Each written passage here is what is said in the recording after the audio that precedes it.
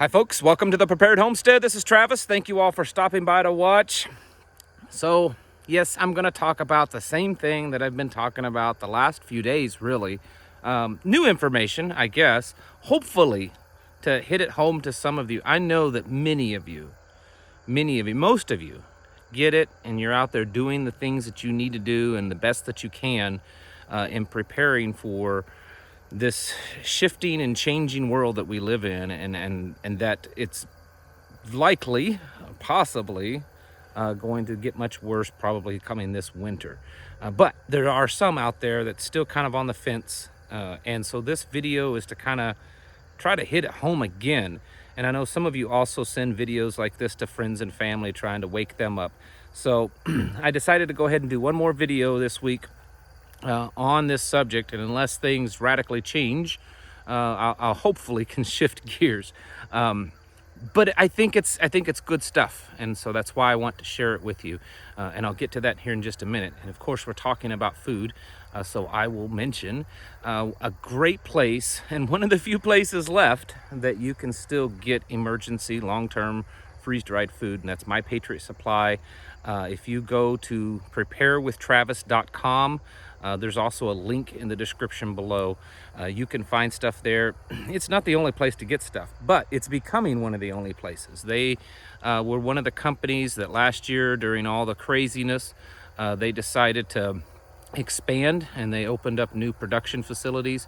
And so far, they are one of the few that's able to kind of keep up with the demand. But from the things that they're telling me, they don't know that they'll be able to keep up with this demand forever.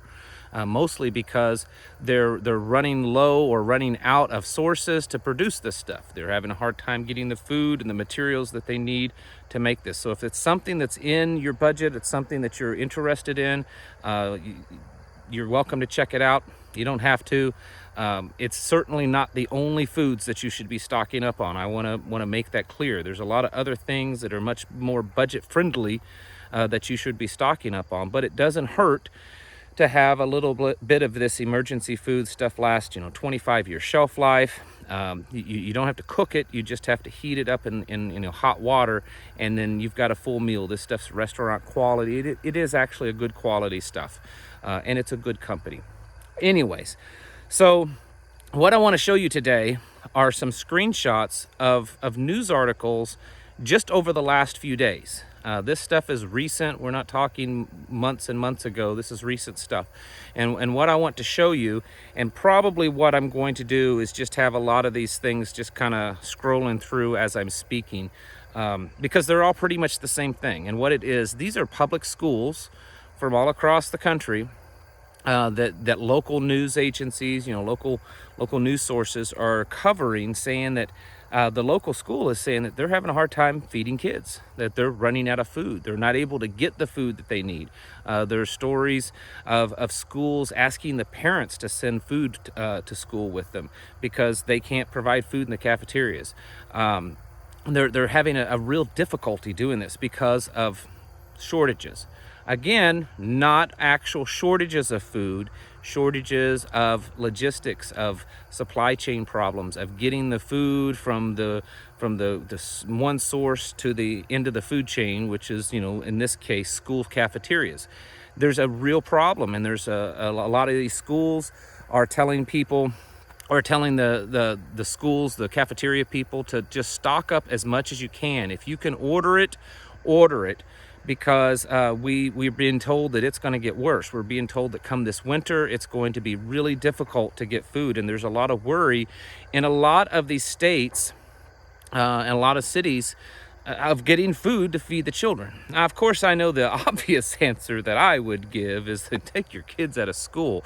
I'm a huge advocate for that, and the absolute horrid stuff that's going on in schools, the things that they're teaching, critical race theory and all of this, various different pronoun genders and all that kind of junk. It's being shoved down kids' throat. They're not really receiving any kind of an education anymore. I mean, there's still some good teachers out there, but they're being, controlled in a lot of ways by these teachers' unions and so on and so forth.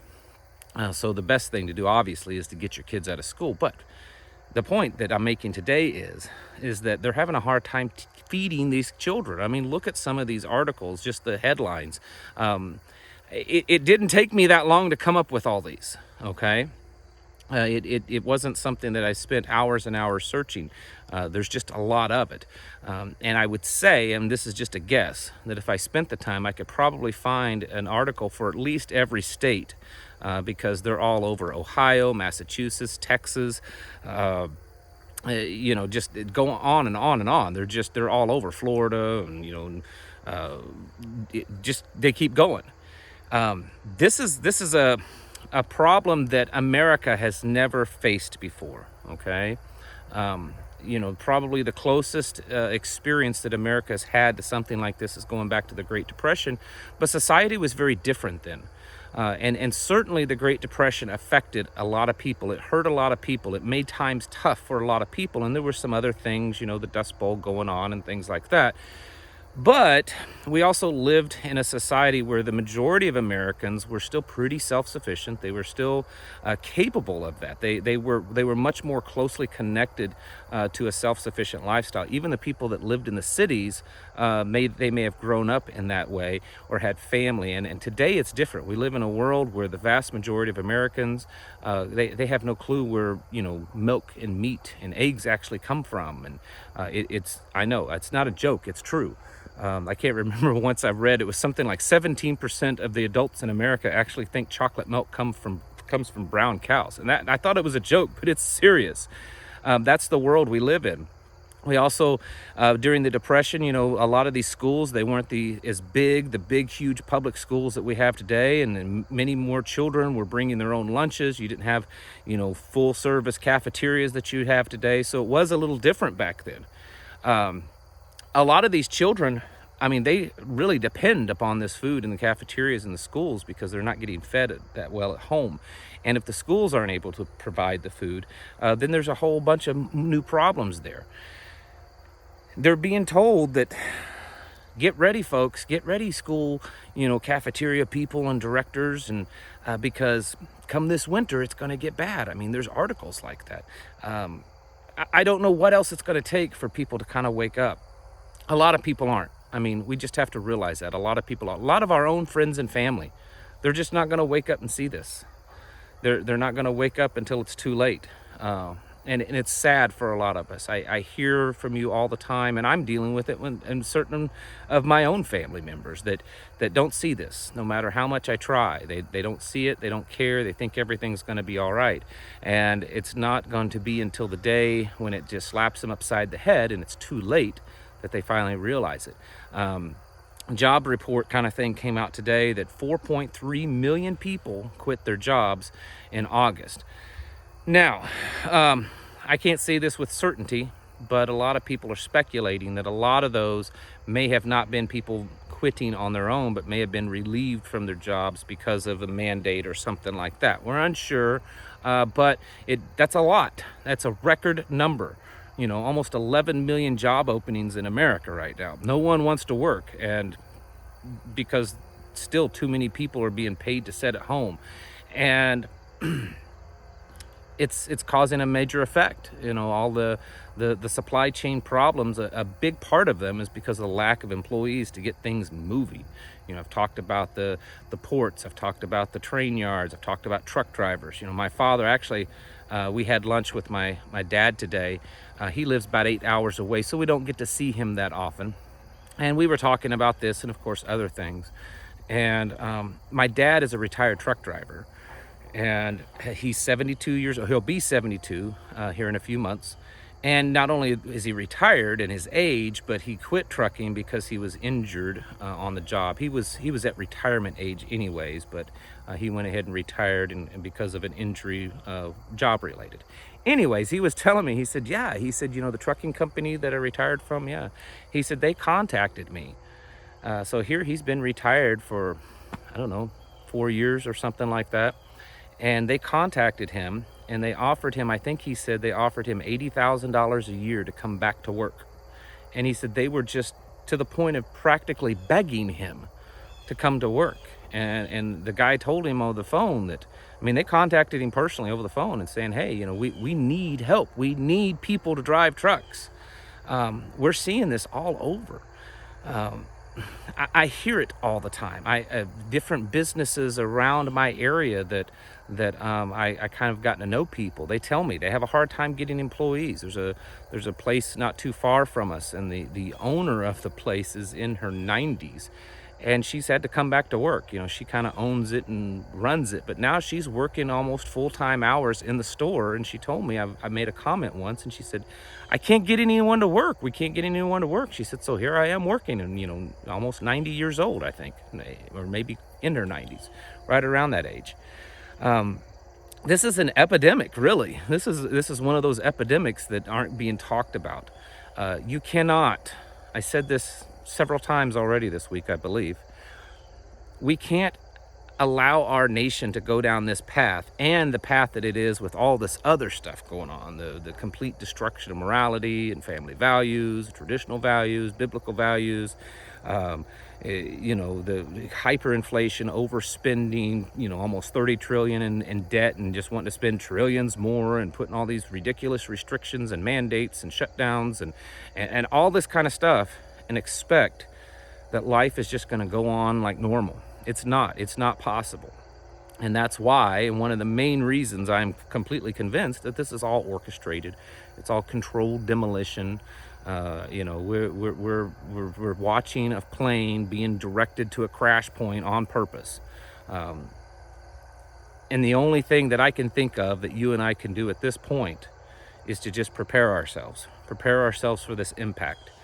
Prepare ourselves for, you know, what is most likely coming our way. I mean, they're probably going to try to milk this out as long as they can. They're going to try to keep things as stable as long as they can, so all the, you know, wealthy ones can get even wealthier and suck the system dry and suck the stock market dry until they know it's coming. I mean, there's been a couple of articles floating around, a few articles floating around of various different you know, economists and stuff saying that they're, you know, the stock market within the next 6 months or so could see a 60+% correction.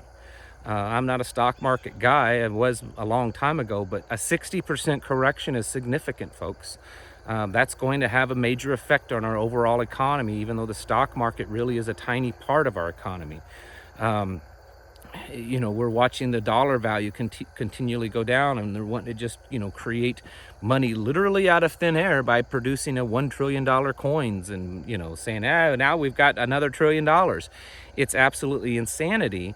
And it boggles my mind that so many people are still just kind of standing around, sitting around, oblivious to what's going on, or believing that everything's going to be all right. You know, we live in a wonderful country now because, you know, we have someone that doesn't, you know, say mean things, and people are using, you know, all these multiple different pronouns on people and not hurting anyone's feelings. That means the country's great while we're sitting around watching this dumpster fire. Again, folks, prep up as much as you can.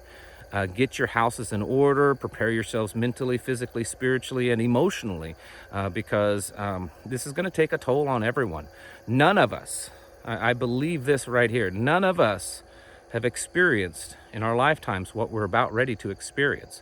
I don't have an exact timeline. I don't know when it's going to happen. I don't know how bad it's going to get, but I just, you know, I can't see that the path that we've been on and the path that we're on currently with all the stuff that's going on, that nothing bad's going to happen from it. It is, and it's all in the news. It's all the experts are warning people. When you start seeing governments and stocking up and taking notice and trying to prepare, and companies and stuff, it's probably a time that you should get serious. You should have been getting serious a long time ago. So hopefully there are some people that can see this and say, yeah, maybe this guy's onto something. Maybe this isn't as crazy as I thought. And getting out there. Prices have gone up. I checked recently. There's a store that we occasionally go to that you can buy bulk items, you know, things in like 50-pound bags and stuff. And I was surprised at the increase of stuff. It's not so overpriced that most people couldn't afford it, but it's definitely, you know, a 50-pound bag of sugar is, I think, around $7 higher than it was the last time I bought it a year or so ago, a year and a half ago. That's one reason why we stock up like we do. So prices have gone up. We're going to pay more. But if we don't, we're going to pay a whole lot more than a few dollars if everyone just sits by and waits. So folks, get ready. I think it's coming.